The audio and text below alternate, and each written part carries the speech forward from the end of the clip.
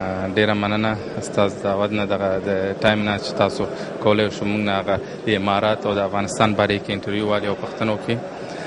نن چې د امارات یو 40مه د نشنلي ازادي ورځ ده، دغه افغانان او اماراتیان یو ځای سره دغه ورځ نن لمانځلي چې دا د اقتصادي سیاسي او اقتصادي نورې لارې راوباسي او نور اسانتیاوې زموږ د تجارانو لپاره او زموږ د هغه سیاسي خلکو لپاره چې امارات سره اړیکې ښه وي او کني نور هم دا ښه کوي.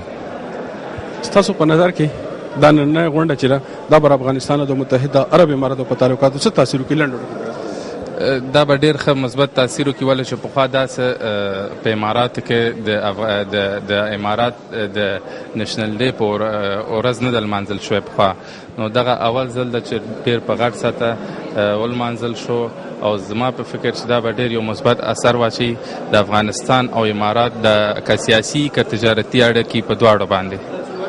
ډیره مننه ستاسو کور مو ودان. ډیره مننه صاحب تاسو نه. زموږ د شمشاد ټلویزیون د دوبۍ څانګې رئیس نسیم پښتون صاحب راسره ولاړ